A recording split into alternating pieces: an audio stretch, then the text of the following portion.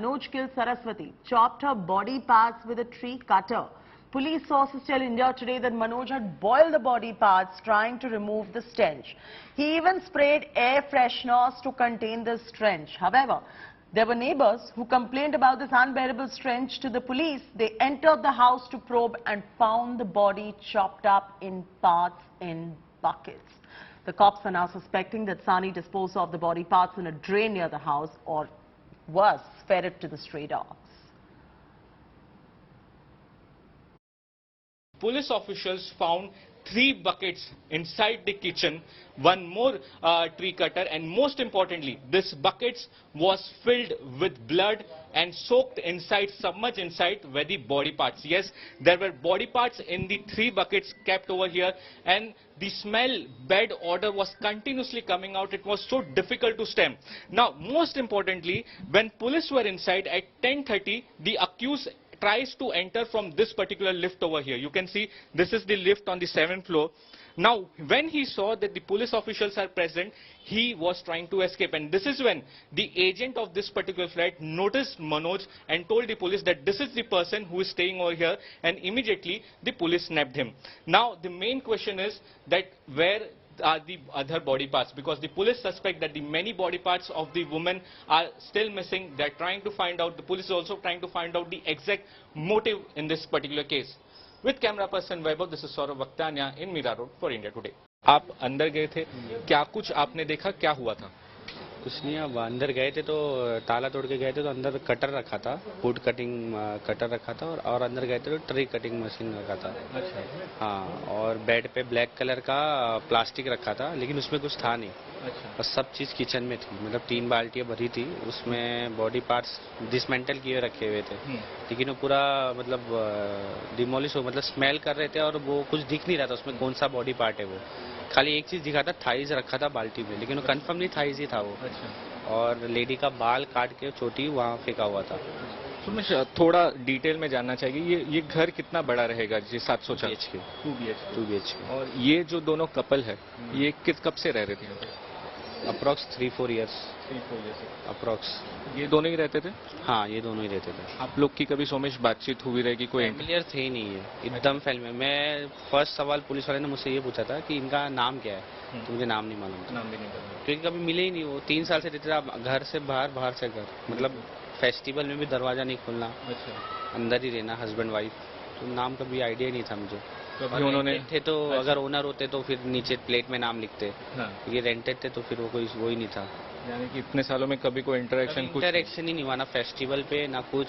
अगर घर में कोई फंक्शन हम बुलाए तभी भी नहीं आते थे। आपको कब शक हुआ, ये स्मेल कब से आनी शुरू हुई? मंडे से आने शुरू, मंडे इवनिंग से, लेकिन हमें लगा कि कोई चूहा मर गया रहेगा, पॉइजन दे दिया रहेगा। पहले हाँ। से कुछ लग रहा था कि हो सकता है। बोलते कि कैसे चूहा हुआ मर गया रहेगा विंडो पे। हाँ। आप उसको साफ कर दो तो मेरे घर में स्मेल आ रही है। आपने उनको बोला ऐसा? नहीं, मॉम ने मेरे को बोला, जाके बोल दे ऐसा कुछ तू जो सोच रहा है ऐसा कुछ नहीं है। ठीक है, तो मैं गया, नॉक किया, तो फर्स्ट नॉक में कोई रिस्पॉन्स नहीं था। तो सेकेंड नॉक किया तो उन्हें रूम फ्रेशनर मारने लगे घर में, वो आवाज करके पूरा रूम फ्रेशनर मारने लग गए। सेकंड नॉक में आपको वो स्प्रे का आवाज आया, पूरा दरवाजे पे मारा उन्होंने, पूरे रूम में मारा, और पूरा इमीडिएट पूरा लॉबी में पूरा स्मेल हो गया रूम फ्रेशनर का स्मेल। तो मैं 99% श्योर हो गया था कि कुछ गड़बड़ है। अगर कुछ रहता तो वो खोलते तो दरवाजा, हमने 1-2 बार खुलवाया कुछ काम के लिए तो खुला है। अच्छा। तो अगर वो रिप्लाई ही नहीं कर रहे तो कुछ तो इश्यू है। फिर मैंने वही फोन किया, एजेंट आया, एजेंट को भी स्मेल आई, तो हमने फिर पुलिस को बुला लिया। पुलिस ने फिर दरवाजा तोड़ा, जो आपको बताया। फिर अंदर आप गए तो सोमेश थोड़ा डिटेल में बताइए कि किस तरीके का माहौल था। जैसे यहाँ से आप एंट्री किए तो पहले हॉल आएगा, बहुत ज्यादा स्मेल आई, स्मेल बहुत स्ट्रांग हो गई थी बेडरूम में। तो हमें लगा मशीन, वॉशिंग मशीन या तो कपाट में कुछ रखा रहेगा उन्हें। हाँ। नहीं मिला। फिर दूसरे रूम में गए तो वहाँ भी कुछ नहीं था। अच्छा। फिर हम लास्ट में किचन में गए। अच्छा। फिर हमने बाथरूम, वॉशरूम भी देख लिया था, वॉशरूम भी क्लियर था एकदम, कोई ब्लड नहीं, कोई कुछ नहीं। अच्छा। तो हमें लगा कि कैसे स्मेल आ रही है। फिर हम किचन में गए तो किचन में देखे 3 बाल्टियाँ रखी थी, जिसमें मसल्स और डेड बॉडी जैसा सब रखा था, लेकिन कुछ आप रिकग्नाइज नहीं कर सकते थे वो हाथ है, पैर है, क्योंकि वो पूरा डिसमेंटल कर दिया था हमने। बहुत छोटे-छोटे पीसेस? छोटे-छोटे नहीं, ऊपर पूरा ब्लड था, बाल्टी भरी हुई, और मसल्स थे। हाँ। उसमें कौन हाथ डालेगा, खड़े नहीं दे सकते उधर कोई।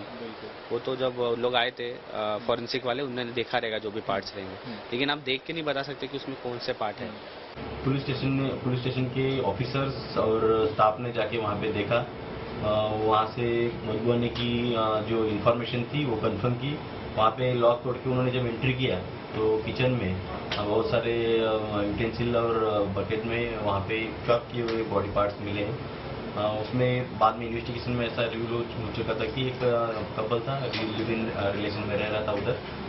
उनका आइडेंटिफिकेशन हो चुका है, अक्यूज्ड को भी अरेस्ट किया गया है। जो डेड बॉडी के पीसेस मिले वो एनालिसिस के लिए हमने जेजो हॉस्पिटल में भेज दिया है। इस घटना के आधार पर जो इंफॉर्मेशन मिला उस बेसिस पे हमने नया नगर पुलिस स्टेशन में आईपीसी सेक्शन 302 201 के तहत मुकदमा दर्ज किया है। Let's also bring you how it all unfolded now. A man and the live-in partner first got into an argument. Man then killed live-in partner after this fight. Dismembered the body with a tree cutter. That is what happened next. He also ended up boiling the body parts to avoid any kind of stench. So it was as gruesome as it gets. Then the body parts were stored in buckets. That's how it unfolded.